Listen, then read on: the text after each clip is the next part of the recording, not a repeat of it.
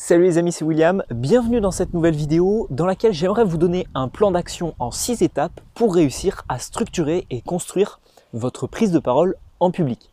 Que ce soit dans le cadre d'un discours ou d'une prise de parole d'un oral, tout simplement je vais vous donner 6 actions à mettre en place pour pouvoir structurer vos idées et créer une structure la plus adaptée possible pour faire une présentation qui est rapide et efficace. Alors ce plan d'action en 6 étapes se base sur le principe du mind mapping, ça veut dire tout simplement la carte mentale, et je vais vous donner juste avant les quelques avantages que vous avez à avoir une structure et à toujours construire vos prises de parole avec la même structure. Le premier avantage, c'est que ça va vous permettre d'avoir un gain de temps considérable. Eh bien oui, si vous créez des prises de parole et que vous utilisez des structures différentes en fonction du type de prise de parole que vous avez à effectuer, eh bien tout simplement, vous allez avoir différentes méthodologies que vous allez pouvoir employer. Donc vous allez potentiellement perdre du temps avec différentes méthodes et vous n'allez pas forcément avoir un plan d'action que vous allez respecter à chaque fois. Donc le but, c'est vraiment que vous ayez les 6 étapes et qu'à chaque fois maintenant, sur toutes vos prises de parole, vous utilisiez ces 6 étapes-là. Ensuite, le deuxième avantage que vous avez, c'est bien évidemment aucune prise de tête. Vous aurez un plan d'action concret à mettre en place, 6 étapes que vous utiliserez à chaque fois. Donc, il n'y aura pas de prise de tête, de réfléchir comment je structure, est-ce que j'ai oublié quelque chose ou pas. Donc ça, c'est le deuxième avantage. Troisième avantage que vous avez, c'est bien évidemment de construire un oral qui est structuré et concis. Donc, ça va permettre au public de beaucoup plus facilement comprendre le message que vous avez à lui faire transmettre et à lui faire comprendre parce que ça va être logique. Les parties vont s'enchaîner de manière logique et tout simplement ça va être beaucoup plus attractif pour lui, on le verra par la suite. Et enfin, quatrième et dernier avantage que vous avez à utiliser ce plan d'action plutôt qu'un autre, c'est que tout simplement ça va être aussi plus facile pour vous de l'apprendre et d'apprendre votre prise de parole parce que les éléments vont être logiques. Donc si vous avez tout simplement des éléments logiques, vous aurez beaucoup plus de facilité à apprendre tout ça. Donc on commence tout de suite. Point numéro 1, ça va être de prendre une feuille ou sur votre ordinateur, vous pouvez le faire, je vous recommande de le faire sur une feuille parce que ça va être beaucoup plus facile à mettre en place. Sur ordinateur, il existe des outils pour créer des mind maps, mais voilà, je les trouve pas très optimisés, je trouve que la mise en forme, on ne peut pas forcément faire celle qu'on veut, etc. Donc je vous recommande de prendre le format papier très classique. Ce que vous allez faire, c'est que au centre de la feuille, vous prenez une feuille très classique, vous mettez au centre de la feuille le thème et la thématique de votre prise de parole. Une fois que ça c'est fait, vous passez à l'étape 2, vous allez définir 5, 6, 7, 8 au maximum les idées principales qui sont autour de cette thématique. Donc pour vous illustrer cette vidéo et ce plan d'action, on va prendre l'exemple d'un voyage que vous voulez effectuer. Admettons que vous voulez partir en voyage aux États-Unis, vous mettez au milieu voyage États-Unis, ok ? Ensuite, vous allez tout simplement mettre les différentes thématiques et les idées principales qui se réfèrent à cette thématique. Donc par exemple, pour faire une prise de parole sur un voyage aux États-Unis, vous allez être obligé de mettre tout ce qui va être de l'ordre du bagage. Donc ça va être tout ce qui va être, est-ce que vous mettez des vêtements, etc. En plus de ça, vous allez avoir le transport, comment aller aux États-Unis, comment se déplacer sur place, etc. Donc ça va être le transport. Ensuite, tout ce qui est première nécessité, donc le logement, l'alimentation, l'hôtel, etc. Ensuite, vous allez pouvoir mettre par exemple les visites, les sorties que vous allez faire sur place. Vous allez pouvoir mettre le budget que vous allez pouvoir allouer à tout ça, etc.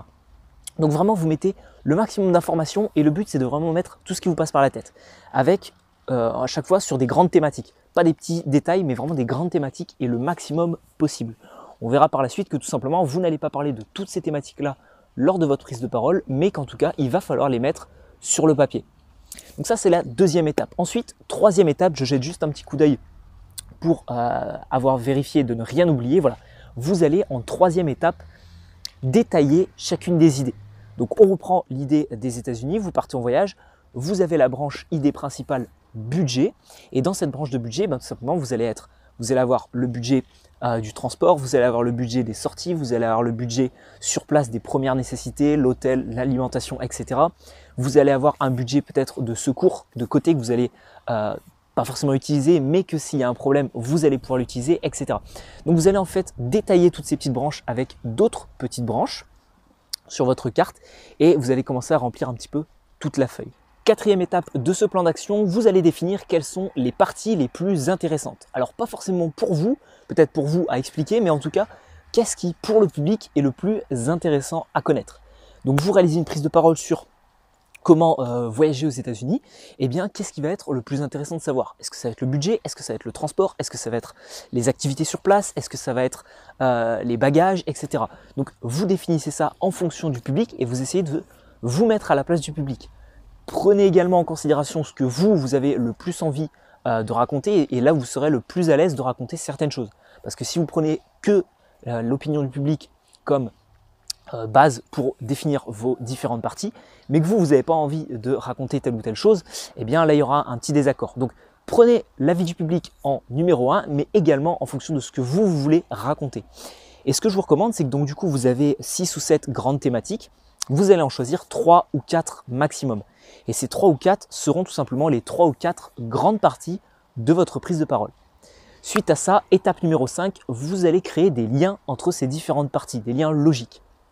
Par exemple, vous avez la partie budget, et bien dans la partie budget, comme je vous ai dit, il y a un fort lien avec le transport. Parce que vous allez prendre l'avion ou peut-être le bateau, on ne sait pas.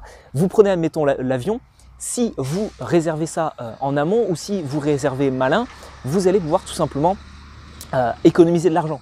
Budget qui pourra ensuite être utilisé sur tout ce qui est activité sur place, etc. Donc, vous créez des liens logiques entre les différentes parties que vous avez sélectionnées. Les autres, vous les avez mis de côté, donc ça ne sert à rien de créer des liens avec tout ça. Et ensuite, vous dites, OK, dans quel ordre je vais commencer et quelle est la partie que je vais mettre en premier. Donc, tout simplement, voilà, vous pouvez dire, la première chose à faire, c'est de réserver le billet d'avion, etc. Parce que ça nous permet ensuite de découler sur quels sont les différents types d'activités qu'on va pouvoir mettre en place. Et au final, tout ça, ça a un budget, ça a un coût.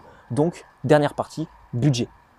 Bon, après, vous pouvez très bien commencer par budget, dire ok, mon budget il est de temps, donc du coup l'avion je prends le moins cher et ensuite mes activités sur place ça va être ça, parce que j'ai tel budget, enfin il me reste tel budget en fonction du transport. Donc ça c'est la 5e étape, vous allez créer des liens logiques et arriver tout simplement à définir quelles sont les parties que vous allez mettre en premier et avoir tout simplement un fil conducteur de votre prise de parole.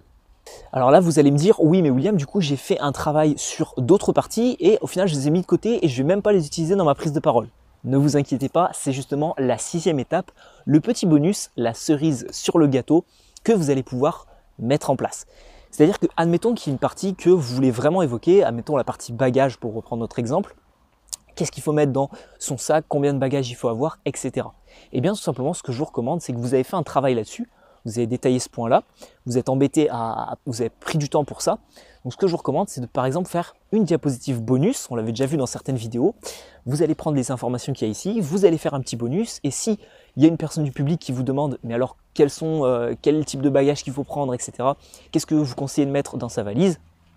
Vous avez la diapositive qui pourra répondre à sa question. Donc là, la personne aura non seulement des explications, mais également des illustrations peut-être sur le diaporama, peut-être des vidéos de ce que vous avez mis dans votre valise, etc. Donc ça, c'est vraiment intéressant. Prenez une ou deux thématiques, une ou deux idées clés, faites-en une rapide diapositive et gardez-la en bonus. S'il vous reste assez de temps, vous le donnez au public ou si quelqu'un du public vous pose une question là-dessus, vous le donnez au public et là, la personne sera conquise. Donc voilà, on arrive au terme de cette vidéo. Je vous remercie de l'avoir suivi et j'espère que ce plan d'action en 6 étapes concrètes vous sera utile sur vos prochaines prises de parole. C'est l'une des méthodes que j'emploie le plus souvent pour créer des prises de parole en public lorsqu'on a un sujet et que tout simplement il faut définir une prise de parole et créer un fil conducteur. C'est l'une des méthodes que j'emploie le plus souvent.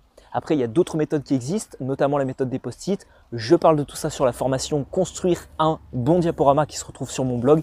Si ça vous intéresse, le lien se trouve dans la description de cette vidéo. Mais j'aimerais quand même vous offrir la possibilité de développer vos compétences en prise de parole et je vous offre 1 heure de formation totalement gratuite, totalement offerte.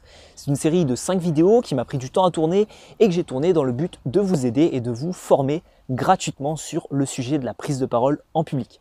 Donc si vous vous demandez comment accéder à cette formation gratuite, le lien se trouve également dans la description. Il y a beaucoup de choses dans la description de cette vidéo et tout simplement, voilà, vous cliquez sur le premier lien. Vous tomberez sur une page de mon site internet, vous rentrez votre email et par la suite, juste après, automatiquement, je vous envoie la première vidéo de formation. Vous apprendrez également comment structurer votre oral dans cette formation. Je vous explique tout ça rapidement au début. Voilà, je ne vous en dis pas plus, je vous laisse structurer vos prises de parole en public les amis et on se retrouve pour une prochaine vidéo. D'ici là, abonnez-vous et à la prochaine.